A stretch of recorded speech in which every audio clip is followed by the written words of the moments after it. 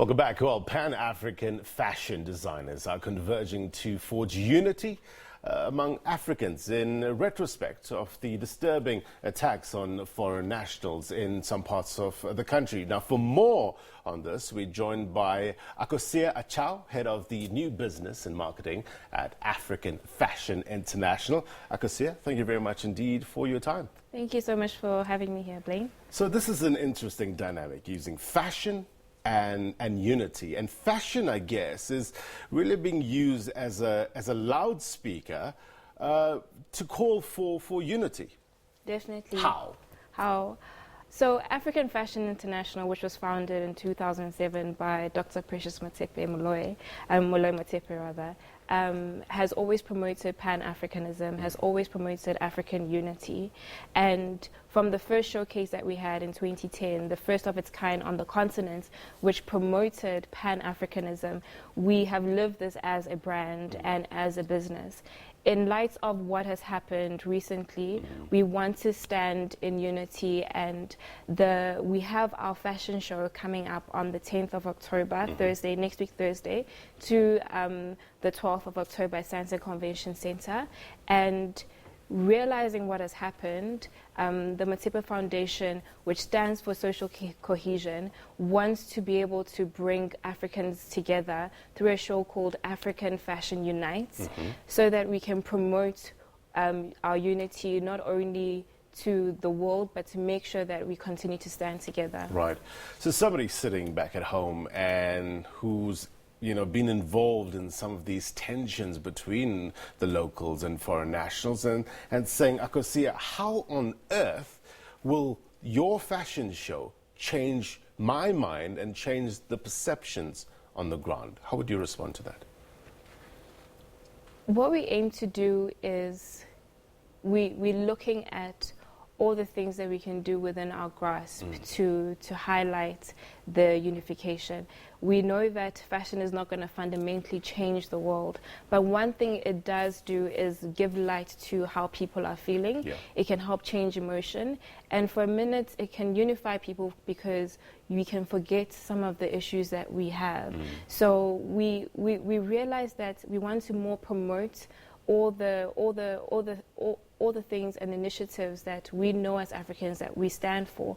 Yeah. I mean, if you look at recently the African Continental Free Trade Area, we have said that it's time for Africans to realize that commercializing our value within our continent is important. Yeah. And similarly, when we look at African Fashion Unites, this is what we aim to do.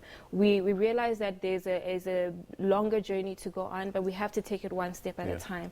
So when you have a dynamic force of 10 designers from across the continent, like you have Mai Tafo coming from Nigeria, Marianne Fassler from South Africa, Makosa, as well as from Rwanda, Motions, and you also have Eric Christina from Madagascar, you realize that we're doing quite a lot to highlight our unification, and also remember that this journey starts a step at a time. Yeah. No, we appreciate and applaud the folks there at the fashion industry coming together and putting this together, because as you say, it's step by step, it's unity is not an event, it's a process, as we've heard this many times. But using fashion, using music, and using food as, I guess, threads to sew this continent together is important. Definitely. We've thought it through. We've reached out to partners such as Chef Coco from Epicure, who's designed an amazing cuisine for us, for our guests, as well as musical performances by the renowned Femi Kuti, as well as currently the Global Choir, which are highly popular, and Casper Neves as well. So we realized that we're taking a step at a time from the creative industry for us to come together.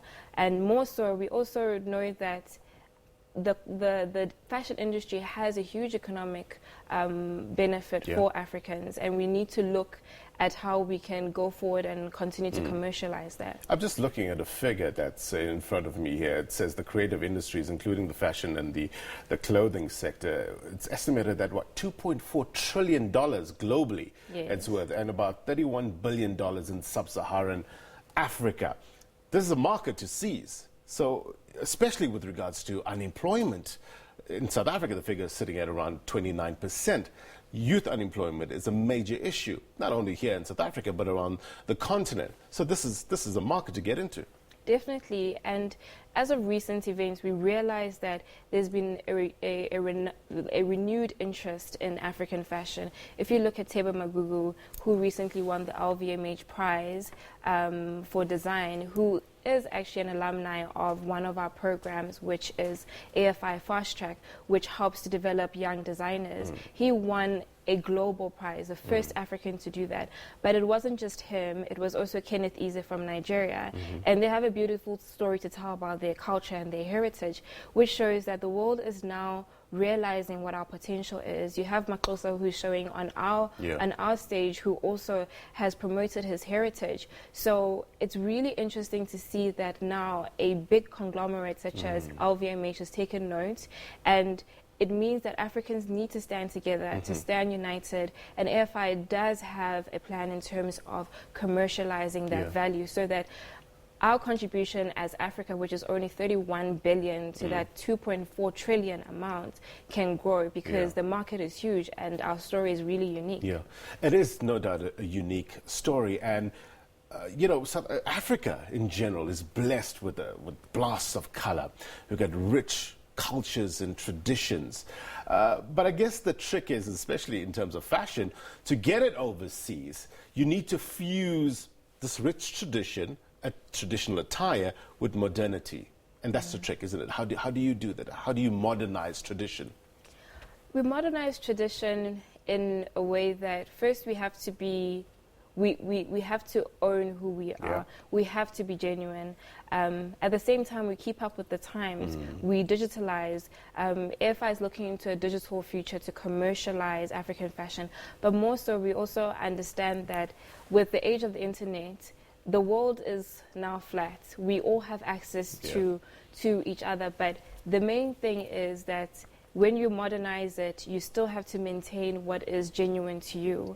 And when I look at designers, and I've mentioned Akosua before, even Kenneth Eze, they have translated their culture into a very modern way. Christy Brown from Ghana also has been able to translate traditional Ankara into garments that corporate women can wear worldwide. And so we take one step at a time in terms of the design itself, and then also taking it to market through commercialization and digitalizing our offering. Do you think local fashion designers and local brands are affordable, given the current socioeconomic conditions that prevail not only here in South Africa, but around Africa? Definitely, in terms of design across Africa, there are different offerings. So from luxury, premium, as well as high street. When you look at different brands like Kosi, they're a lot more accessible in terms of high street and premium. At the same time, when it comes to craftsmanship, craftsmanship has a value. Craftsmanship requires a certain premium, and we do need to play in those different sectors because it translates into commercial value for businesses. If we only focus on high street, then that means that we don't capture the luxury market, which has a lot more margins and a lot more value. But then also it translates against the craftsmanship, the hours that designers spend in terms of actually making a garment, sourcing the garment. It really ends up culminating in a certain price point that for a consumer, they're not only buying into the craftsmanship, they're buying into the story. What is the brand story behind that? And I'm really proud to see how a lot more Africans are going back to their roots, African designers, and starting to tell that story again. Well, that's a very important point that you mentioned, buying into the craftsmanship, buying into the story behind the design. As you know, we've had this issue of counterfeit goods. As you know, it's ubiquitous in South Africa. It's no doubt ubiquitous around the world. What's your perception on that? And you know, how can we get beyond that in terms of people buying from these designers who put their blood, sweat, and tears, so to speak, into these offerings, as opposed to the counterfeit market? The counterfeit market is quite unfortunate. However, what the key focus has been is a lot of strong brands manage to continue to make revenue by telling a very strong brand story and proposition, because it's not just about the garment. I'm wearing a skirt that has been made by a designer called Grey Projects from Nigeria, and part of why I wear it is I understand the story behind it. I understand that she wants to make practical clothing for corporate women. I've bought into the brand identity. AFI is really strong in terms of pushing the brand identity of designers. We help them in terms of development from their brand identity, their marketing. We're really strong in terms of marketing to consumers, because once a consumer then has an emotional connection with your brand, it's much more harder for them to buy a counterfeit. Sure, counterfeits will exist, but with premium brands, there's aspiration. And so often you know that, yes, I can save up money, I can buy it. But then also the shortfall is if you buy a counterfeit, the quality doesn't last as long. 100%. And so it's important that we continue to cultivate not only the craftsmanship, but the brand story, because that emotional link makes it a lot more difficult for consumers to switch. Akosua, you make good points, and we thank you very much indeed for your perspective. Thank you so much, All Blaine. right, that was Akosua Acheaw. She is the head of new business and marketing at African Fashion International. We're going to take a quick